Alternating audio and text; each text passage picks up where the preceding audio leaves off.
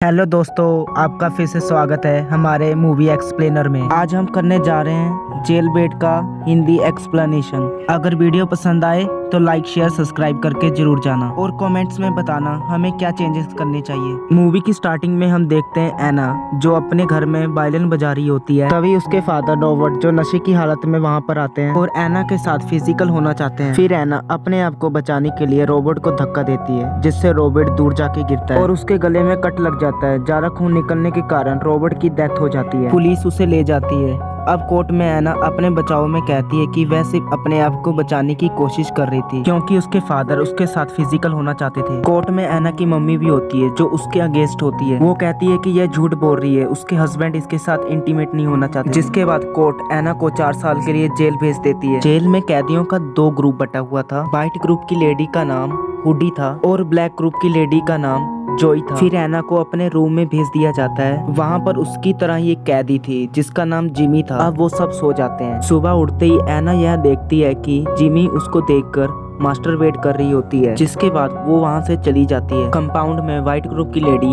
एना से मिलती है जो उसे अपने ग्रुप में शामिल होने को कहती है, पर उसकी शर्त थी कि उसे उसके साथ इंटीमेट होना पड़ेगा। व्हाइट ग्रुप की लेडी उसे काफी मारती है और वह इंजर्ड हो जाती है। के बाद जैनी उसे दिलासा देती है और वे दोनों सेक्स करने लगते हैं। अब जो भी उसे परेशान करने लगती है। अब एना समझ जाती है कि अगर उसे सरवाइव करना है तो उसे हुडी के ग्रुप में शामिल होना होगा। इसके बाद वह हुडी के ग्रुप में ज्वाइन हो जाती है, लेकिन उसे एक टास्क मिलता है। हुडी कहती है कि उसे जो के पास जाकर उसे खूब मारना होगा और एना ऐसा करती भी है, जिसके कारण पुलिस उसे कमरे में बंद कर देती है, वो भी बिना कपड़ों के। फिर उसे जेल के वार्डन फ्रैंक के पास ले जाया जाता है। अब वह उसके सामने शर्त रखता है कि वह उसे जो भी कहेगा उसे मानना होगा। वापिस आने के बाद हुडी उसे ड्रग्स देती है और वे आपस में सेक्स करने लगते हैं। अगले दिन जो एना को मारने आती है, जिसके बाद दोनों ग्रुप्स में फाइट होने लगती है। जिसके बाद पुलिस फिर से एना को ले जाती है। फ्रैंक उसके साथ सेक्स करता है और कहता है कि अगर तुमने यह दूसरी बार किया तो वह उसे माफ नहीं करेगा। अब एना बहुत बड़े प्रेशर में आ जाती है और ड्रग्स लेना शुरू करती है। हुडी यह सब देखकर उसे मना करती है, लेकिन एना उसकी बात नहीं मानती। उसके बाद हुडी उसे अपने ग्रुप से निकाल देती है। एना को अकेली देखकर जो उसे बहुत बुरी तरह से मारती है, जिससे वो इंजर्ड हो जाती है। फ्रैंक वहाँ पर आता है और एना अपने आप को मारने की कोशिश करती है, लेकिन गार्ड उसे ऐसा करने से रोक देता है। फिर से फ्रैंक एना को बिना कपड़ों के रूम में बंद कर देता है। अब एना बहुत डिस्टर्ब हो जाती है। अब वो खाने की प्लेट को तोड़कर अपने हाथों को काट लेती है, लेकिन गार्ड उसे देख लेते हैं और बचा लेते हैं। अब एक दिन एलन हुडी के बनाए हुए ग्रुप का